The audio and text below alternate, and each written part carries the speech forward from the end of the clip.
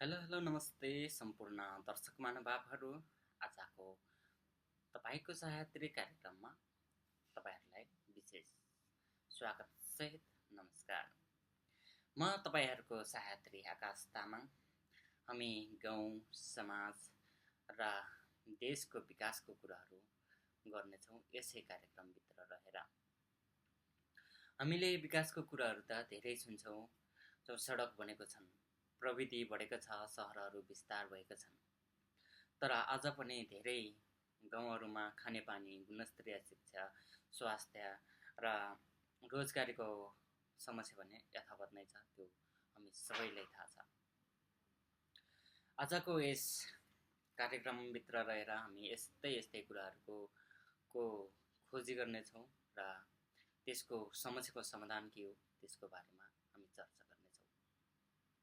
गाउँको युवाहरू दिन प्रतिदिन त्रिभुवन इन्टरनेसनल एयरपोर्टबाट चाहिँ विदेश जाने क्रममा लड्को देखिन्छ। तिनकै भिड त्यहाँ देखिराखेको छ।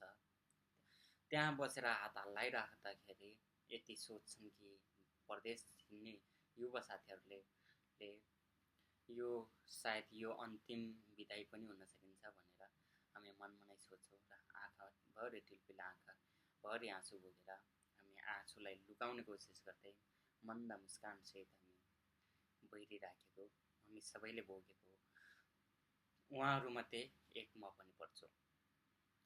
विकास भनेको केवल भवन निर्माण र सडक निर्माण मात्र होइनन्। विकास तब हुन्छ गाउँ गाउँमा नागरिकले शिक्षा, स्वास्थ्य, रोजगार र समाज सम्झनालायक जीवन पाउँछन्। हामी समस्या मात्रै देखाउन आएका होइन, समाधान पनि खोज्न आएका छौँ। स्थानीय सरकार, सम्बन्धित निकाय र सङ्घीय सरकार सबै मिलेर काम गर्यो भने परिवर्तन सम्भव छ। र तपाईँको गाउँमा भएको समस्याहरू के कस्तो खाले समस्याहरू भइरहेको छ त्यसको समस्या हामीलाई सम्पर्क गरेर हामीसँग पठाइदिनुहोला। हामी चलाउनेछौँ तपाईँको समस्यालाई, हामी उठाउनेछौँ। जहाँ तपाईँको आवाज पुग्दैन हामी पुर्याउनेछौँ त्यहाँ तपाईँको आवाज। आज म कुनै पनि चिल्लो सहरमा या चम्किलो सडकमा होइन, हामी त म अहिले 55 डिग्रीसम्मको तापक्रम भएको घाममा उभिएर त्यस्तो ठाउँमा दुःख गर्दै मेरो देश र मेरो गाउँ, मेरो समाजको बारेमा आवाज उठाउने कोसिस गर्दैछु। सायद यो मेरो पहिलो आवाज हो, पहिलो कोसिस हो। यो कोसिसलाई तपाईँहरूले सबैले मलाई साथ, सपोर्ट र समर्थन दिनुहुन्छ भन्ने मलाई पूर्ण विश्वास छ। हाम्रो गाउँको वास्तविकता बीच उभिएको हरेक समस्याहरू, यहाँ प्राकृतिक सौन्दर्यता छ, मेहनती मानिसहरू छन्, सम्भावनाहरू छन्, तर सँगसँगै अनेक चुनौतीहरू पनि छन्। कतै खानेपानीको समस्या छ, कतै स्वास्थ्य चौकीमा आवश्यक सेवा छैन, विद्यालय छन् तर पर्याप्त स्रोत छैन,